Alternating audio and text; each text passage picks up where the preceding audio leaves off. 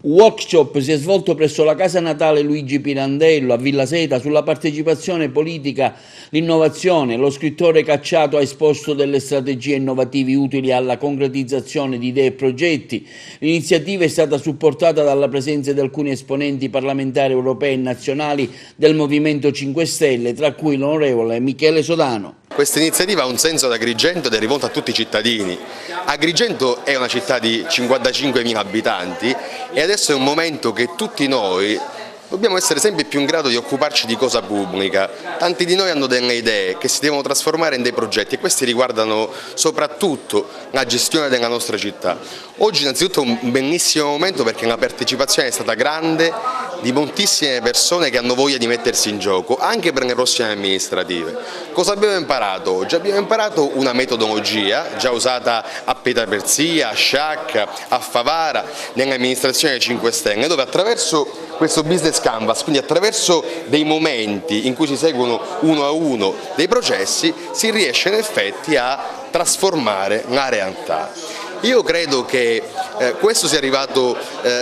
in questo momento, il momento dei cittadini, e questo è il momento dei cittadini e questo è semplicemente uno dei tanti momenti in cui appunto parleremo con i cittadini, perché qua il punto è uno: dobbiamo crescere tutti come cittadinanza, come consapevolezza di comunità e in questo senso farci sentire. Perché come dicevo prima è impossibile che Agrigento sia un patrimonio UNESCO a 3 km da 6 km di spiaggia cristallina ed è nello stesso tempo l'ultima città d'Italia. C'è una chiara volontà a non fare crescere questo posto e i nostri giovani se ne vanno, quindi per ritornare alla tua domanda iniziale ha senso fare questo tipo di iniziative qua, non bisogna scoraggiarsi ma anzi bisogna creare una nuova Agrigento con il sorriso e con l'amore che noi abbiamo per questo nostro straordinario luogo dove siamo nati.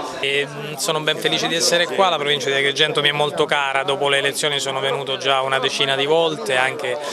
sia per parlare con i nostri attivisti ma anche per cercare di coinvolgere quanti più cittadini possibile. Questo genere di iniziative fanno capire quanto sia importante che chi finora non si è occupato di politica si occupi di politica, se ne interessi come cittadino e possibilmente partecipi. Il Movimento 5 Stelle ha portato tante persone della società civile, a partire da me che come è noto facevo un altro lavoro, facevo il giornalista televisivo con le Iene e poi ho deciso di abbandonarlo per dedicarmi alcuni anni alla politica, non più politici di professione, cosa che a me non piace, ma cittadini che vengono coinvolti da forze politiche aperte, pulite, trasparenti e oneste. Ecco, parliamo di questa esperienza europea, si cerca sempre, si ci lamenta che l'Europa è lontana, ecco la tua presenza, come avevi detto in campagna elettorale, ricordo l'intervista, sarà capillare con una rete anche di collaboratori, ma fattivamente che aiuto possiamo avere le imprese, i cittadini, chi ha un'idea verso l'Europa? Abbiamo già iniziato, soprattutto i primi mesi dell'Unione Europea servono a fare il nuovo governo europeo, quindi commissaria,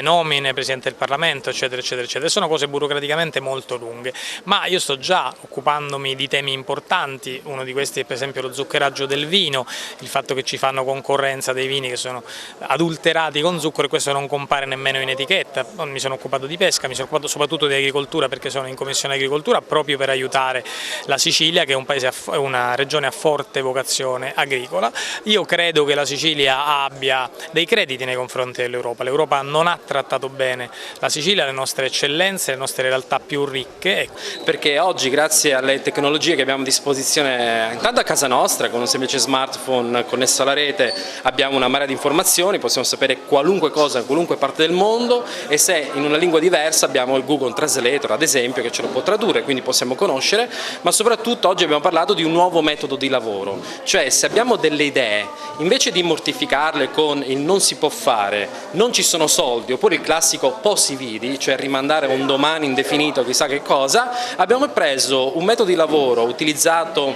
nel mondo delle start-up, che è il classico business model canvas, e l'abbiamo adattato alla partecipazione politica, in modo tale che se dobbiamo raggruppare un gruppo, in questo caso il meetup del Movimento 5 Stelle, ma può essere anche usato in altri contesti, abbiamo delle persone che lavorano su un tema seguendo un processo che viene facilitato da una persona, in questo caso posso essere io ma ce ne sono tanti altri, e quindi portare il gruppo in poco tempo in modo ordinato ad un progetto scritto, classico trasformare un'idea, una intuizione in progetto. Questa è la parte spesso più difficile, perché da quel progetto puoi cercare i finanziamenti, proporli alla classe politica e dirigente in modo chiaro, ed è a volte quello che manca.